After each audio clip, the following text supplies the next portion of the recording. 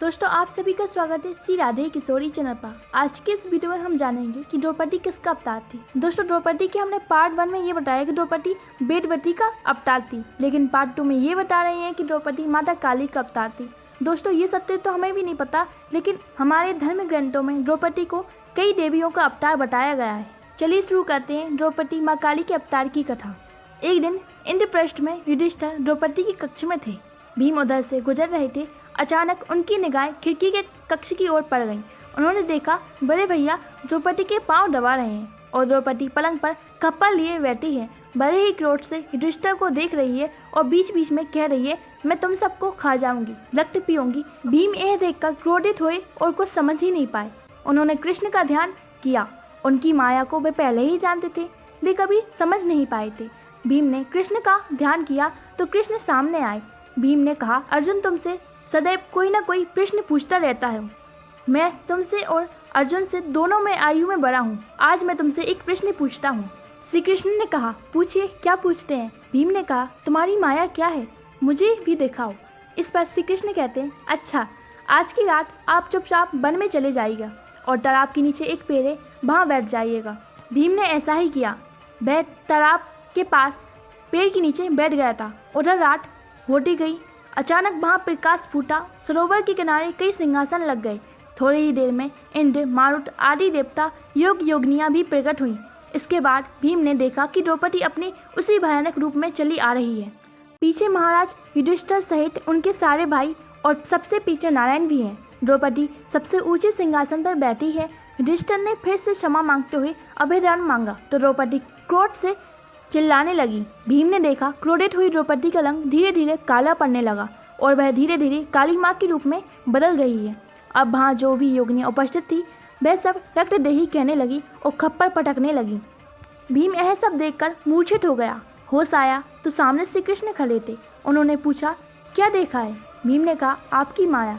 कृष्ण ने कहा, कोई उपाय है। भीम ने कहा, आप बताइए। कृष्ण ने कहा, आज दोपहर जब द्रौपदी भोजन परोसे तुम खाना मत छूना। जब पूछे क्या चाहिए तो कहना एक वचन। भोजन परोसते हुए द्रौपदी मना नहीं कर सकेगी। भीम ने ऐसा ही किया। पांचाली ने पूछा, क्या चाहिए। भीम ने, हम पांचों को अभय। द्रौपदी ने इतना सुना ही था कि पीछे से श्री कृष्ण आ गए और कहने लगे, छठे प्राण मेरे भी छोड़ दो। द्रौपदी खिंच गई। इसी दौरान कुछ बोलने की कोशिश में उसकी जीभ दांत के बीच में आ गई और घाव लग गया। जमीन पर उसकी रक्त की 6 बूंदें गिर गईं। इतने में द्रौपदी सावधान हो गई, अन्य बूंदें गिरने से बचा ली। फिर उसने कहा, ठीक है माधव, जैसा आप कहें वैसा ही होगा। पांडवों और श्री कृष्ण को अवधान मिल गया। महाभारत युद्ध में यही योद्धा जीवित बचे, बाकी मारे गए या फिर सांप के झेलते रहे। युद्ध में अर्जुन नारायण का निमित्त बना और नारायण काली के माध्यम बने। काली का कालरात्रि के रूप में महाभारत में खप्पर भर कर रक्त पीती रही।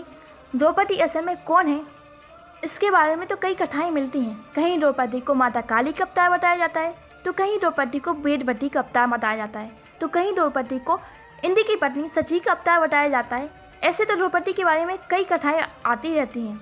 दोस्तों ये कथा द्रौपदी माँ काली का अवतार है। ये कथा महाभारत के आदि पर्व में मिलती है। महाभारत इतना बड़ा महाकाव्य ग्रंथ है कि इसके साथ कई दंत और लोक कथाएं भी चलती रही हैं। यह एक ऐसी महाकथा है जिसमें कई अवतारों ने जन्म लिया और धरती पर आए। युद्ध से बहुत पहले ऐसा बताया जाता है कि माता काली ने इंद्र की पत्नी देवी सची के रूप में अवतार लिया और रति यानी कामदेव की पत्नी के रूप में भी अवतार लिया। रोहिणी यानी चंडी की पत्नी के रूप में भी अवतार लिया। संध्या सूर्य की पत्नी के रूप में भी उन्होंने अवतार लिया।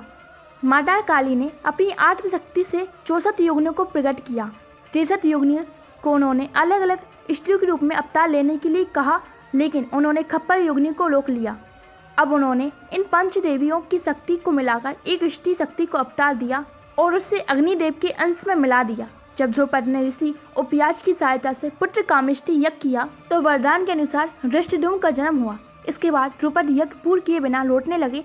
ऋषि ने उन्हें ललकारा, अपनी पूर्ण आहुति के बिना उन्हें जाने नहीं दिया। अग्निदेव आपको कुछ और देना चाहते हैं। द्रौपदी ने पूछा, क्या। ऋषि बोले, एक पुत्री, बिना उसके परिवार पूर्ण नहीं होगा। द्रौपदी जो सिर्फ बदले के लिए पुत्र चाहता था, उसने इस बात को सिरे से खारिज किया। ऋषि ने उसे श्राप का भय दिखाया। तब द्रौपदी ने गुस्से में अवृख, सिंदूर, कपूर, लौंग, इलायची की 5 आहुति यज्ञ में डाली और जोर जोर से कहने लगे, अगर देवता दे सकते हैं तो मुझे कलंकिनी पुत्री दें, उसे सारी अपवित्रता मिले, जीवन भर अपमान मिले, वो कष्ट में ही जीवन गुजार दे और सारा जीवन श्रापित हो जाए। द्रुपद को लगा कि देवताओं के पास तो सिर्फ पवित्रता ही होगी, और जैसी पुत्री वह मांग रहा है उसकी मांग सुनकर तो देवता भी मना कर देंगे। लेकिन द्रुपद ये भूल गया, जब उसने आहुति दी तो वह तो चंडिका को बुला रहा है, कपूर डालकर उसकी धूमावती को पुकारा है, लौंग इलायची की आहुति से तारा मटंगी को पुकारा है और सिंदूर डालकर खप्पर वाली कालिका को घर में बुला लिया है। इस तरह माता काली के रूप में यज्ञ से द्रौपदी प्रकट हुई। दोस्तों, मैं इस कथा का आलोचनात्मक वर्णन कर रही हूँ, क्योंकि अगर द्रौपदी माता काली का अवतार होती तो वह 5 पांडवों से विवाह नहीं करती। दोस्तों, महाभारत में हमने सदैव देखा है कि द्रौपदी 5 पांडवों के साथ अच्छा ही बर्ताव करती थी, और महाभारत में हमने ये भी देखा है द्रौपदी श्री कृष्ण को अपना सखा के साथ साथ अपना भाई भी मानती थी। दोस्तों, आप ये कथा को सच मानते हैं या नहीं, हमें कमेंट सेक्शन में ज़रूर बताइए, और कमेंट सेक्शन में ये भी बताइए कि आप द्रौपदी को माता वेदवती का अवतार मानते हैं या माता काली का अवतार मानते हैं। दोस्तों, ऐसे ही अनोखी वीडियो देखने के लिए हमारे चैनल को सब्सक्राइब करिए। दोस्तों, मैंने वीडियो इसलिए बनाई है क्योंकि महाभारत में इस कथा के बारे में वर्णन मिलता है।